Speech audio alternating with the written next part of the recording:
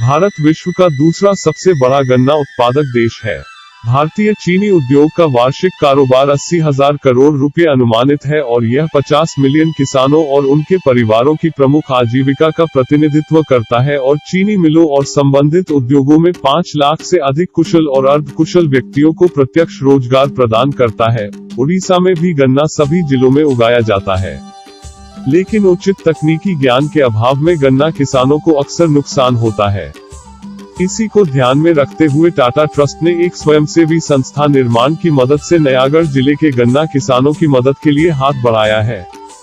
Tata trust ने स्थायी गन्ना पहल पद्धति यानी SSI प्रणाली के साथ स्थायी तरीके से गन्ना उगाकर स्थानीय किसानों को कम लागत पर अपनी उपज बढ़ाने में मदद करने के लिए एक पहल शुरू की है। हमारा आखू ऊपर जो प्रोग्राम आरंभ है गन्ने पर हमारा कार्यक्रम वर्ष 2015 में शुरू हुआ था। जब हम पहली बार उस ब्लॉक में गए तो हमें वहां कुछ समस्या का पता चला। वे पारंपरिक प्रथाओं में खेती कर रहे थे। उनकी इनपुट कॉस्ट बहुत ज्यादा थी, साथ ही विपणन लागत उचित नहीं थी, जिसके लिए किसान गन्ने की खेती के लिए इतने हतोत्साहित हो गए थे और मूल्यवर्धन लगभग शून्य था। हमने इन 3 कमियों को दूर करने के लिए यह कार्यक्रम तैयार किया है। हमने सबसे पहले सुधार पैकेज ऑफ प्रैक्टिस देना शुरू किया, जहां इनपुट कॉस्ट में 7 से 8 हजार तक की भारी कमी आई। फिर से हमने मूल्य श्रृंखला पर जोर दिया और गन्ने के मूल्यवर्धन के रूप में बेहतर गुड़ का उत्पादन करने का प्रयास किया। फिर हमने सुनहरे रंग के गुड़ को बनाने की कोशिश की है, जैसा कि हमने महाराष्ट्र में देखा है। भिंडी के बीज का उपयोग करके सुनहरे रंग के गुड़ को बनाए रखने के लिए किसानों को प्रशिक्षण प्रदान करना और इसका अच्छा परिणाम मिला है। यह अच्छी आय प्रदान करता है। किसानों को रुपये में बेचा जाता है। किसानों को अब उनके दरवाजे पर गुड़ से 50 रुपये प्रति किलो मिल रहा है, जबकि पहले उन्हें 30 रुपये प्रति किलो मिल रहा था। जो जगरी पर किलो प्रति 30 टंका पाउथले आज 50 टंका पाउछंती। पूर्व में गन्ने की खेती के लिए उपयोग किए जाने वाले बीज के रूप में आंखों को टुकड़ों में काटकर जमीन में गाड़ दिया जाता था। इस तरह से खेती करने पर प्रति एकड़ औसतन 18,000 टुकड़े और 3 बीज के 3 टुकड़े की आवश्यकता होती है। हालांकि गन्ने की इस टिकाऊ फसल के लिए प्रति एकड़ 30 किलो बीज की आवश्यकता होती है। हम 3 से 4 साल पहले से गन्ने की खेती कर आ रहे हैं। हम 3 पीस गन्ना लगाते थे, लेकिन अच्छा नहीं मिला। स्वयंसेवकों ने आकर हमें सिखाया। हम गन्ना लाए और आंखें काट दी। हमने इसे वमिन कंपोस्ट और नारियल की भूसी के साथ लगाया। उत्पादन अच्छा है। SSI तरीका में गन्ने की खेती के लिए सबसे पहले गन्ने के खेत से स्वस्थ गन्ने की पहचान की जाती है। फिर पहचाने गए गन्ने को काटकर एकत्र किया जाता है। जब सभी गन्ने को बीज संग्रह के लिए एकत्र किया जाता है तो इसे लिया जाता है और ऊपरी हिस्से को हटा दिया जाता है। फिर उन्हें एकत्र किया जाता है और एक बीज काटने वाली मशीन के पास ले जाया जाता है। बीज काटने वाली मशीन की सहायता से पब में गन्ने से आंखों को काटकर बीज के लिए एकत्र किया जाता है। आंखें निकल जाने के बाद बचे हुए गन्ने का सामान्य रूप से खाने के लिए या गुड़ बनाने के लिए उपयोग किया जा सकता है। सबसे पहले हमने गन्ने से बीज निकाले। हमने इसे परिष्कृत किया। फिर हम इसे नर्सरी में लगाते हैं। 7 दिन बाद हमने उन पौधों को नर्सरी से हटा दिया। 20 से 25 दिनों के अंदर हमने नर्सरी से पौधे निकालकर जमीन में गाड़ दिए। इस तरह खेती करने से उत्पाद पहले की तुलना में दुगना हो जाते हैं। काटा गया सारे बीजों को शुद्धिकरण के लिए लिया जाता है। एकत्रित बीजों को शुद्धिकरण करने के लिए जैविक तरीकों का उपयोग किया जाता है। इसके लिए 10 लीटर पानी की जरूरत होती है। इसमें 500 मिलीलीटर गोमूत्र डाला जाता है। 100 ग्राम चूने को पहले उबालकर ठंडा करके पानी में मिलाया जाता है। इस 10 लीटर पानी में गोमूत्र और चूने के पानी को मिलाकर घोल तैयार किया जाता है। इसके बाद एकत्रित बीजों को 10 से 15 मिनट के लिए घोल में भिगोया जाता है। 10 से 15 मिनट में ही बीज के रंग में हल्का सा बदलाव दिखने लगता है। बीजों का रंग थोड़ा बदलने के बाद इसे लेकर छाया में सुखाया जाता है। प्रथम 5 लिटर पानी आनिबो, तापरे चून गरम पानी रे जो पड़ी थिबो सेही चून आनी की 100 ग्राम सेथरे दबो। सबसे पहले हम 5 लीटर पानी लेंगे। फिर हम 100 ग्राम चूना गर्म पानी में डालकर उसमें डाल देते हैं। फिर हम 250 मिलीग्राम गोमूत्र लाएंगे। इसे 15 से 20 मिनट तक अच्छी तरह मिलाकर गन्ने की कटी हुई आंखें डाल दें। 10 से 15 मिनट मिलाने के बाद इसे छानकर दूसरी जगह रख दें। हम बीज बोने के लिए बने ट्रे के छेद में जैविक खाद और नारियल की भूसी डालेंगे। फिर हम सूखे बीज को अंकुर के लिए उस छेद में डाल देंगे। कोणारे अधा खत आ कत्ता गुंड ये सब ताकू दिया जीवो। 1 एकड़ जमीन पर खेती करने के लिए करीब 55,500 से 60,000 आंखों की जरूरत होती है। इन आंखों से अंकुर निकलने में 110 ट्रे लगते हैं। इस विधि में आमतौर पर नारियल की भूसी की पाउडर का आवश्यकता होती है। उर्वरक की भी आवश्यकता होती है। ये नारियल के छिलके और गाय के गोबर को अच्छी तरह मिला दिया जाता है। फिर ट्रे के छिद्रों को इस मिश्रण की थोड़ी मात्रा से भर दिया जाता है। आंखों को ट्रे से सजाया जाता है और फिर नारियल भूसी की पाउडर को फिर से भर दिया जाता है और ट्रे के शीर्ष को हल्के से पोंछ दिया जाता है।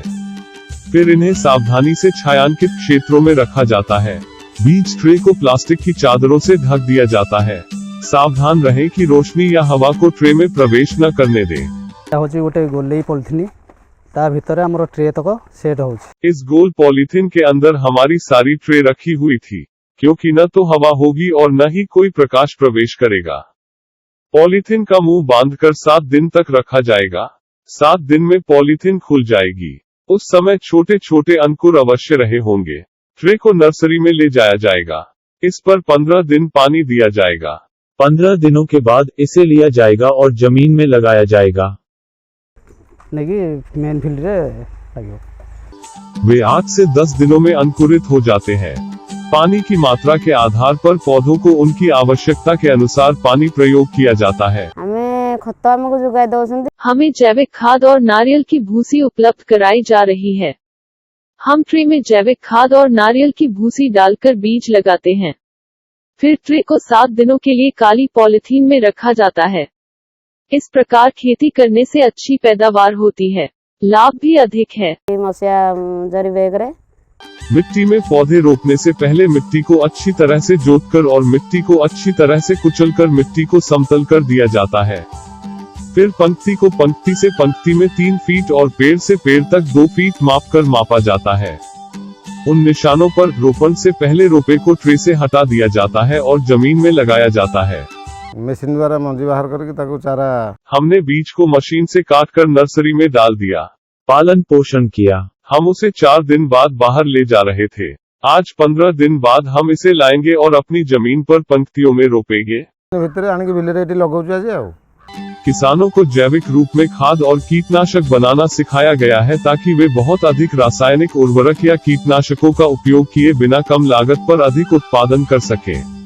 किसान इसे तैयार कर अपनी जमीन पर इस्तेमाल कर रहे हैं। स्वयं सेवकों ने हमें रासायनिक उर्वरकों का उपयोग न करने और गन्ने की जैविक खेती करने की सलाह दी है।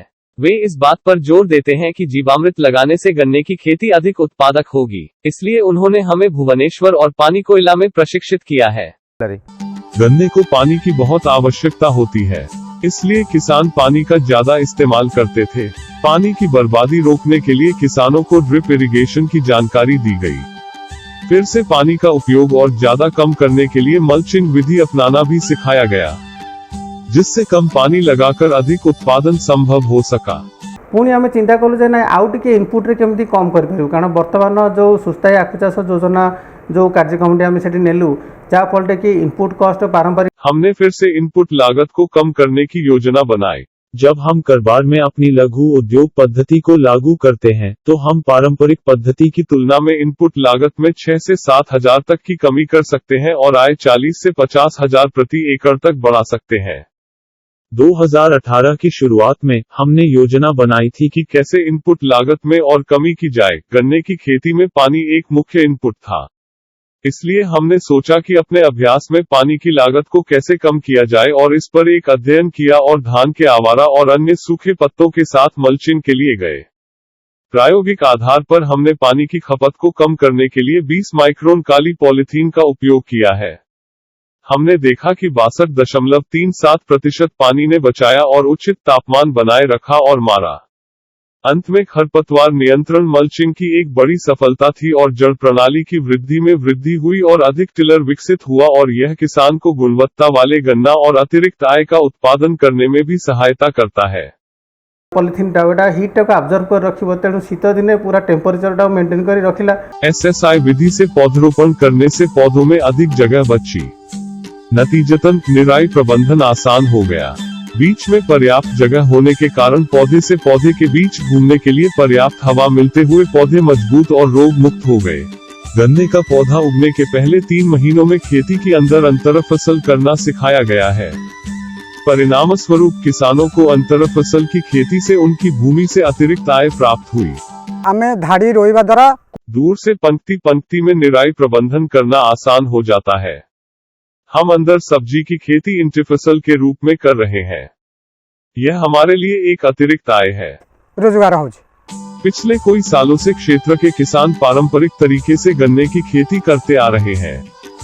हालांकि इस पद्धति में वे एक वृक्षारोपण के बाद केवल 1 वर्ष के लिए गन्ने का उत्पादन कर रहे थे, लेकिन SSI पद्धति के मामले में किसान एक ही रोपण के साथ 3 साल तक गन्ने का उत्पादन करने में सक्षम है।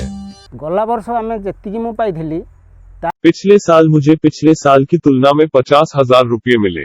पिछले साल मुझे 1,20,000 रुपये मिले थे।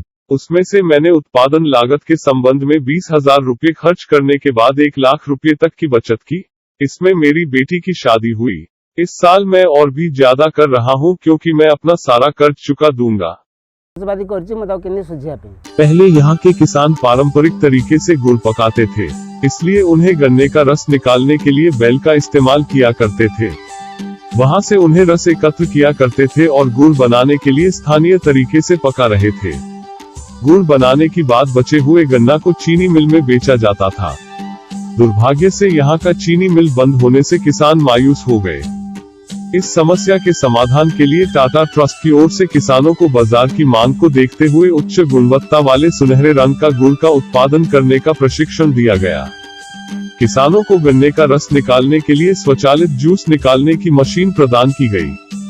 किसानों को सुनहरे रंग का गुड़ बनाने के लिए आधुनिक उपकरण भी प्रदान किए गए। टाटा ट्रस्ट द्वारा प्रशिक्षण और सुविधा प्राप्त होने पर किसानों ने अधिक से अधिक गुड़ का उत्पादन करना शुरू कर दिया और गुड़ के उत्पादन के बाद इसे बेचने के लिए बाजार में भेज दिया गया। जब बाजार में साधारण गुड़ की कीमत 40 रुपये थी, वहीं सुनहरे रंग का गुड़ 60 रुपये में बेचा जाता था।